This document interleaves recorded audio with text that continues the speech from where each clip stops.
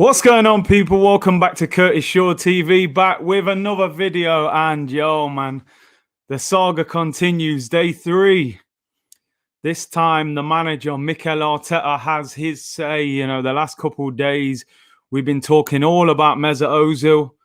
And it was interesting. I was going to come on live last night, actually, but I wasn't able to. I watched all of Mikel Arteta's press conference.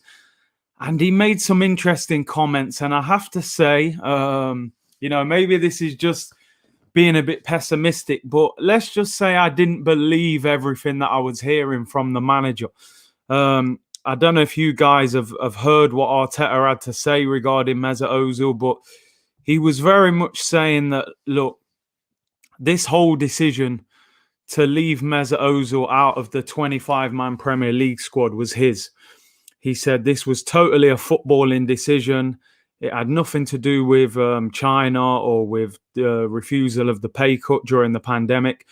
That this was based on football. Now, look, and we've spoken about this a lot over the past few days. There's no way, in my opinion, that Mesut Ozil is not, good enough to be in a 25-man squad for Arsenal. Now, I've criticised Mesut Ozil a lot over the years, but come on. Are we going to start saying there's 25 players at Arsenal who are better than him? Not even close.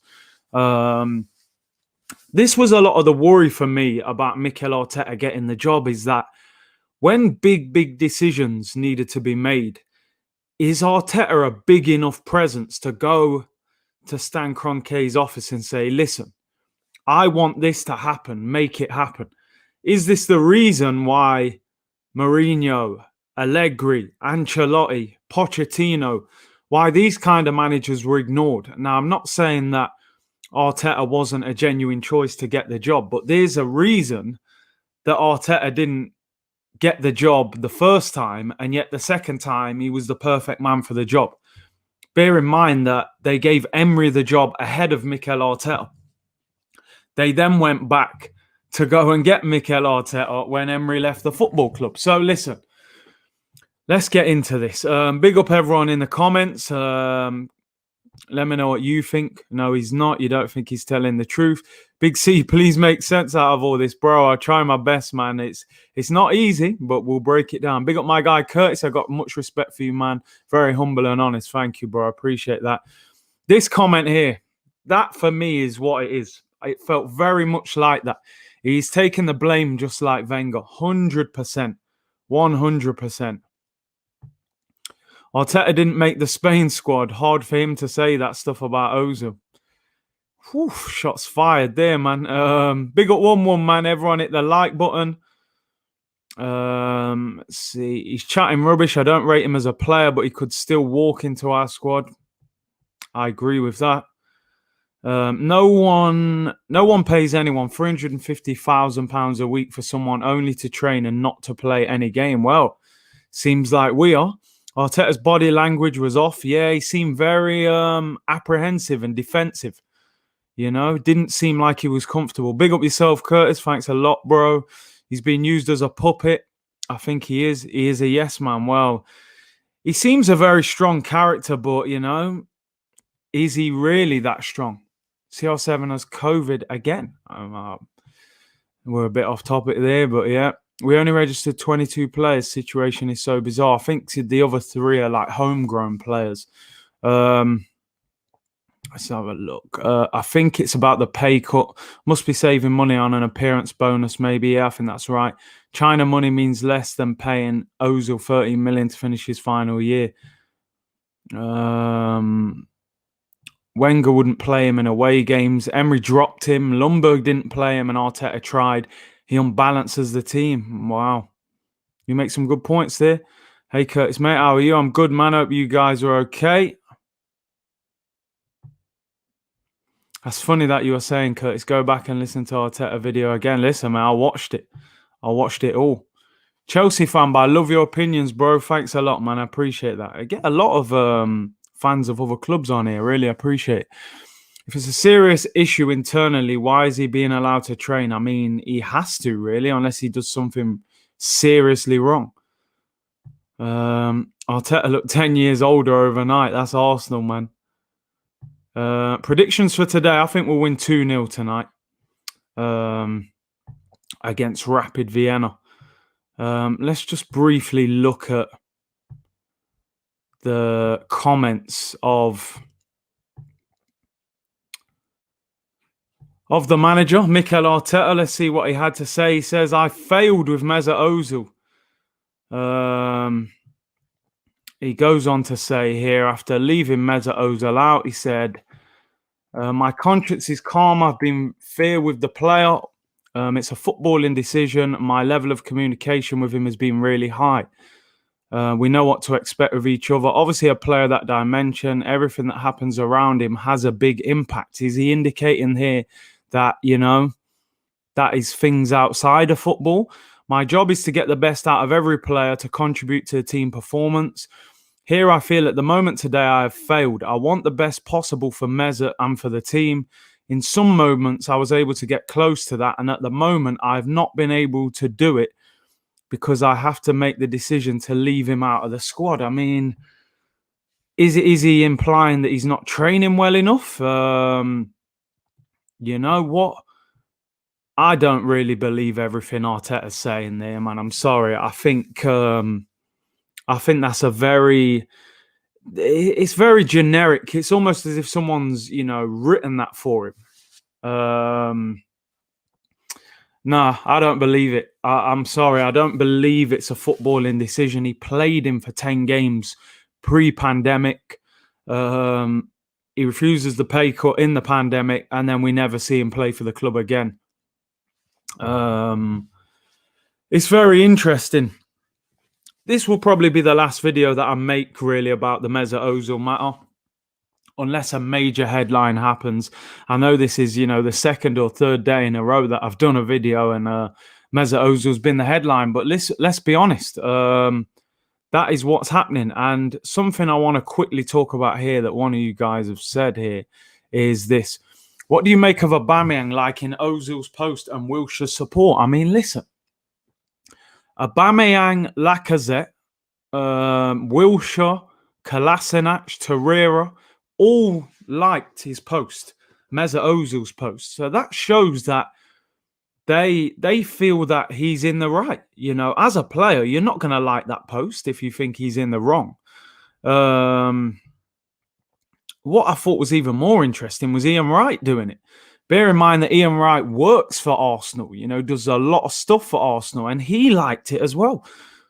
So these guys are obviously in support of Mesut Ozil. Ainsley Maitland-Niles also spoke about Mesut Ozil, saying that he was in support of him and the players are still very close to it.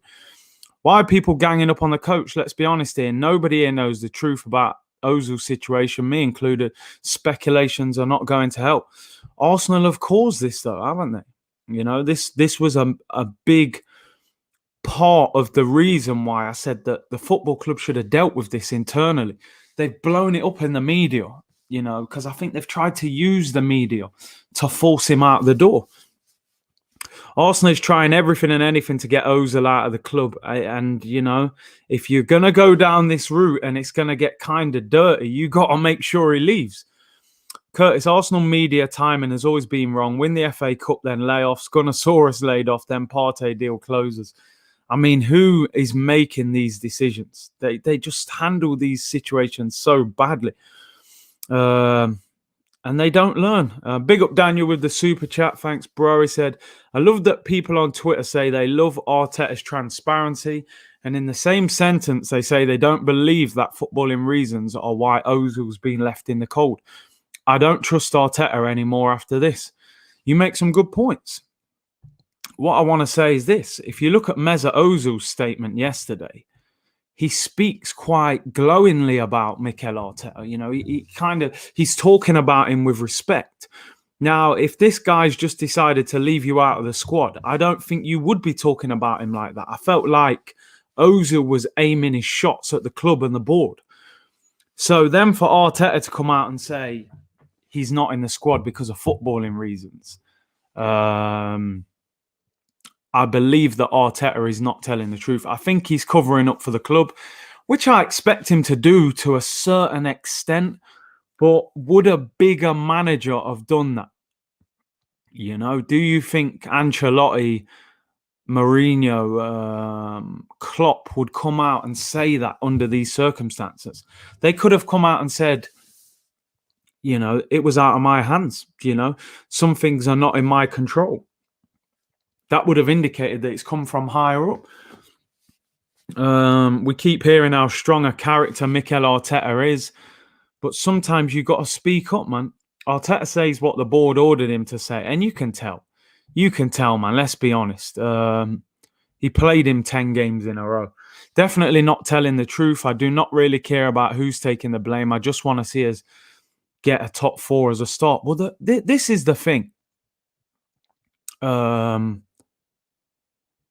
You have to understand that this is going to distract Arsenal and Mikel Arteta. If you watch the press conference yesterday, the guy who actually organises the press conference actually had to say, can we stop asking questions about Mesut Ozil? You know, he's already explained himself. Because they kept wanting to say, you know, you don't have to like Ozil as a player, I get it, but I don't understand the fools who are talking about Ozil's wages like they pay him. Imagine protecting Kroenke's pockets. Listen, man. Sometimes people feel like the money's theirs. This is the thing in football. Arteta slipped up. He made a comment about the board should give clarity on their stance and backtracked on his point. Listen, they asked him a lot of questions, man. I'm sure if you really dissect that press conference down again, you'll find issues in there. The club should man up and put out a statement about where they stand with Ozil. We're not buying this. And I agree with you, Ebby, there, man. Big up Ebby Vander. Why not? Why not the club come out and say, listen, we don't want to talk about this situation anymore. This is what's happening. You know, they don't even have to go into detail. They can say issues have happened off the pitch that we don't agree with and we are moving on. Or they can say we're not happy with the level that he has performed at and we're moving on. But they don't want to say anything. This is the problem with Arsenal Football Club, you know. Who is making these decisions with Arsenal? You know, 1 minute it's one direction.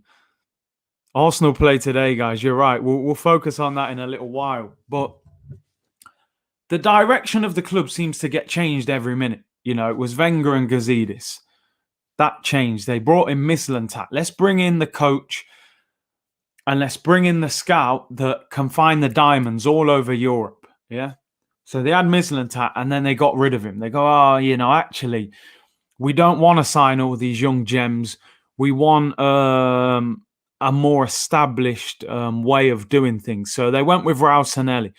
Raul Sanelli can get Arsenal back in with all the big agents around the world. So we'll get him in and we'll speak to Mendes and Raiola and all these top agents. And they swam with the sharks and got bit. And they got bit badly because, let's be honest, they paid £72 million for Pepe, who was probably worth 40 million. They bought Cedric Suarez on a free and gave him a 4-year contract that was an absolute shocker, in my opinion.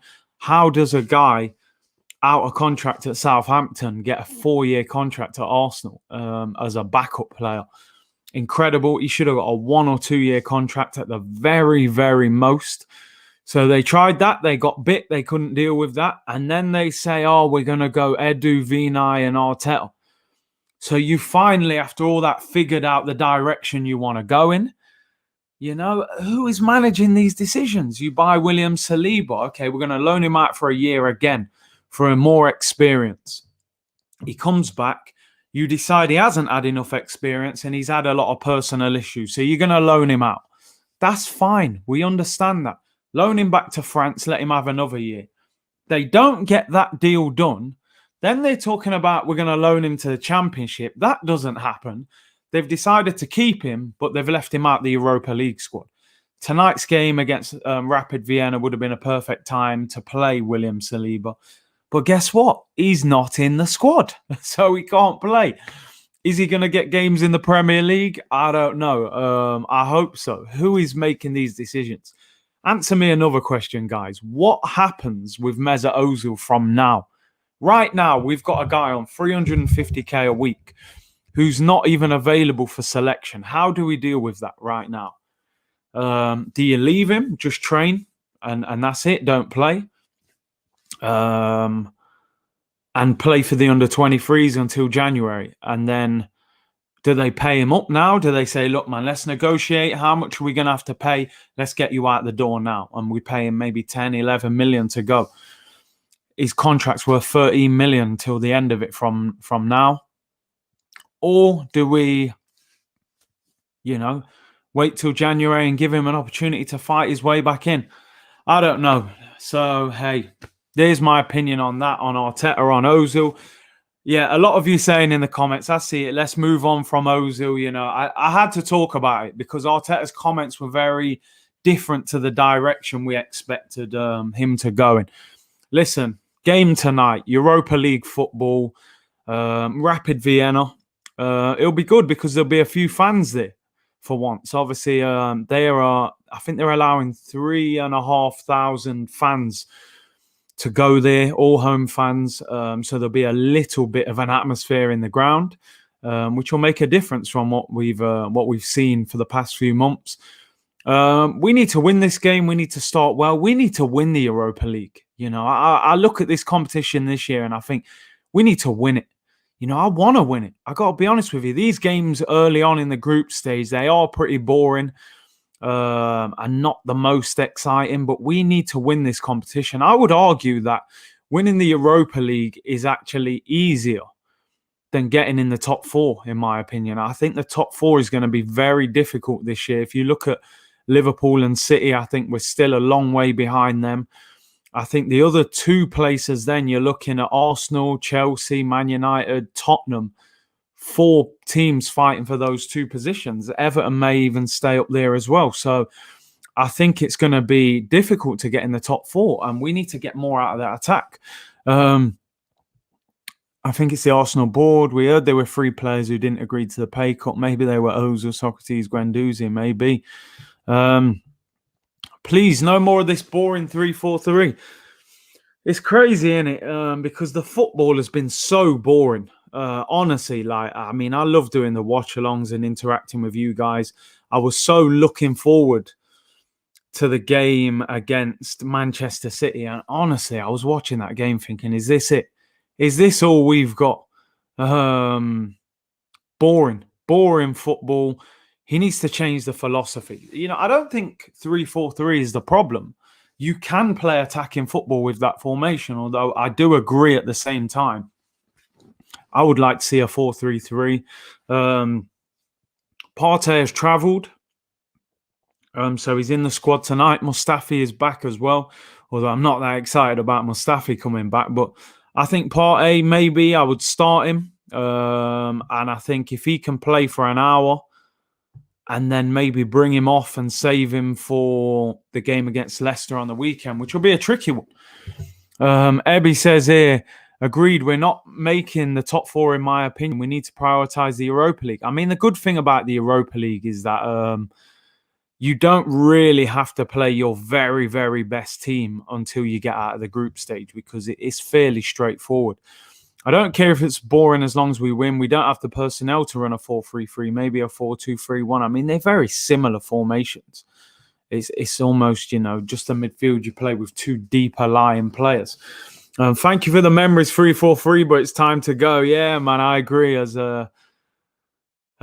you've said there, man, we need to. I think we can play 3 in the middle, man. For me, I would play Partey and Ceballos with Willian in the 10, Saka on the left, Aubameyang through the middle, and Pepe on the right. I even think you could, if they did stick with Aubameyang on the left, I would maybe play Saka at 10 with Lacazette through the middle. So I think we got that option. Big up, Curtis. Do you think Partey tonight is overkill? Save his legs for Leicester. I think they just want him to get used to playing for the club, settle in a little bit. I think he will play tonight. I get your point, though, but I think they may play him for an hour. I don't actually want him to play 90 minutes, that's for sure. I'd like to see them save him.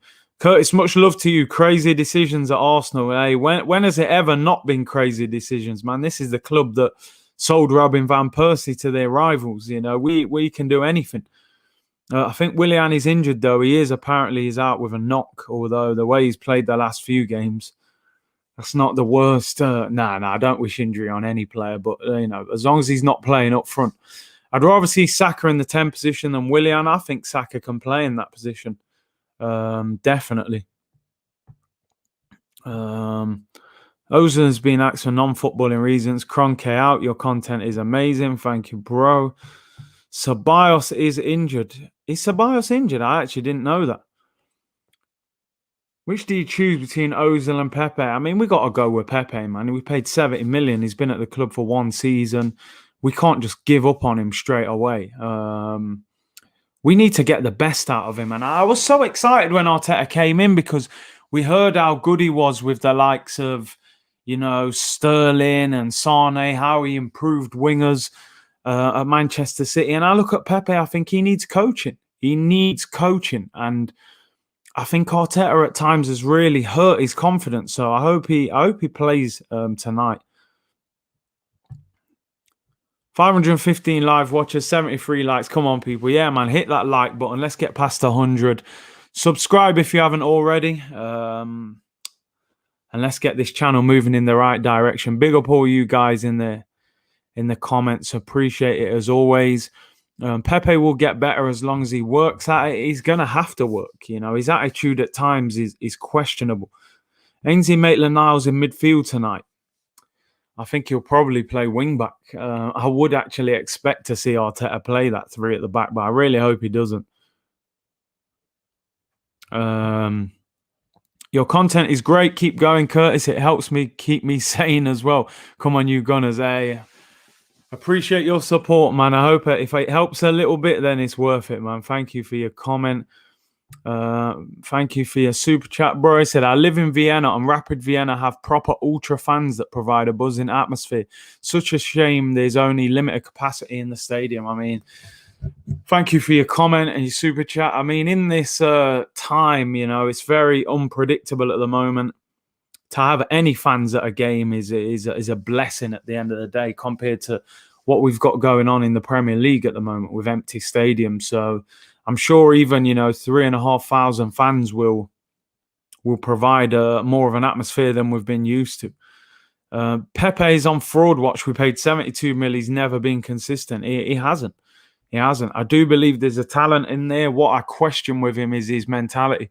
Has he got that killer instinct to be a top player? It's not just about talent in football. You got to have a real hunger and want to improve.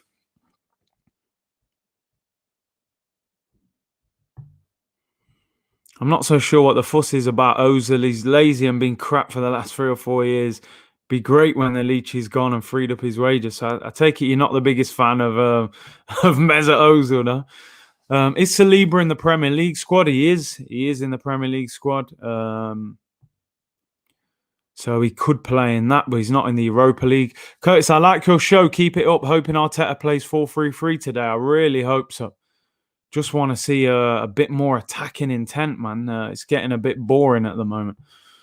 Thoughts on Smith Rowe? Do you think he can become a world-class player? I think he can become a competent, very good player. I'm not sure about world-class, but then sometimes you don't know. You can't see the development until they've played enough games. Looks like Martinelli is on his way back. Where does he play when he gets back? I think he is a brilliant player, Martinelli, honestly. I think this lad can go to the top. I think he will eventually be a striker. But I think when he comes back, he'll probably play on the left. And you may see Aubameyang through the middle, possibly. Thank you for the super chat, bro. He said, is it true you can go to watch-alongs at the Emirates? I believe they're going to do something like that. But I don't know if they're doing it for this game, but I heard they're going to do that where you can go and watch the game on a screen. But hey, if you can go and watch it on a screen, why can't you actually go and watch it in the stadium with social distancing? I don't know, man. I want to see Renarson and Reece tonight. Yeah, it'd be interesting to see Renarson because we need to know if he's good enough. Because if he's not good enough, then really you need to play Leno in the Europa League as well because we need to win this competition. I would play Gabby, Martinelli over Nketiah any day, all day long. All day long. Way better player. The best player at the Emirates was Alexis Sanchez. We have never replaced him. painful that we lost him. He was absolutely outstanding, honestly. Seeing this guy close up, just an unbelievable player. He could get the ball anywhere on the pitch and just make something happen. He didn't even really need service. He just like Aubameyang, you've got to create chances for him. Ozil just got the ball to Sanchez and he just went and did his own thing. Great player, but, still a snake, man, for going to United. It's unforgivable. It kind of ruined his career. And, he turned down Man City for that move as well. This is what I heard. Is it true the other two players who refused pay cuts were Martinelli and Socrates? This is what I heard. But, hey, I can't be certain. Nothing is certain, is it? We don't know, but that's what I heard. I thought Pepe would replace Sanchez. Well, that would have been for 72 million. You would have thought so. Curtis, Aubameyang or Sanchez? We gotta be 100 here, man. Sanchez is a better player than Aubameyang. I think Sanchez is a world-class footballer, all-round game. I think Aubameyang is a world-class finisher. So I think they're different. But I think Sanchez would have got into most teams in the world, man. He was unbelievable. Yo, Curtis, why aren't we creating opportunities for Aubameyang? Is that his fault or the system? I think the system ultimately is stopping us from creating. We're way too deep. And, we just don't move the ball quick enough in transition, man. And whether Aubameyang's playing on the left or through the middle, you've got to work to get the ball to him quicker and higher up the pitch. Even Pepe, I see him constantly get the ball in his own half. You want to see him on the edge of their penalty area getting the ball. So I think it's the collective style of play that is hurting us. Martinelli is a bit of Suarez and Sanchez hybrid. I mean, if he's half as good as them, then we've got a top player on our hands. Park the Bus FC, yeah, that's what we are at the moment. I'm not enjoying the football, that's for sure. Arteta has improved our play enormously, Trust. Thank you for the super chat, bro.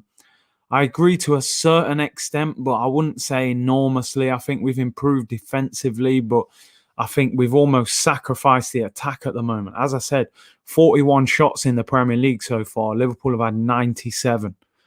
We're miles off it. Great show, Curtis. Keep up the great content. Thank you very much, bro. Let's get into your last few comments. Don't forget to subscribe to the channel if you haven't already. Hit that like button. Just a short one today.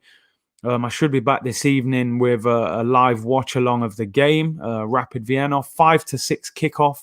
I should be on from 5:45, so we look forward to that. Any Rapid Vienna player we should be afraid of tonight. I mean, we shouldn't be afraid of their players, man. They let them be afraid of us. Curtis, the problem is the midfield. We only have static midfielders.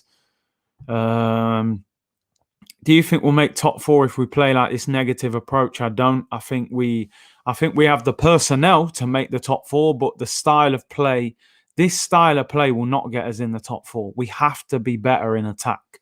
The attack is the best part of our team. So for me, to get in the top four, we have to score goals, and our attacking players need to be playing better. I've never really forgiven Xhaka for that outburst, but I also honestly think he's not up to the standard. I don't. I think he's a half-decent squad player, but if you're talking about starting him on a regular basis, not for me. I'm going to shoot off. It was just a quick one, half an hour. Thank you very much. Great content as always, Curtis. I appreciate that, bro. Last comment there. Subscribe to the channel if you haven't already. Thank you for tuning in. Sorry for waffling on about Mesut Ozil.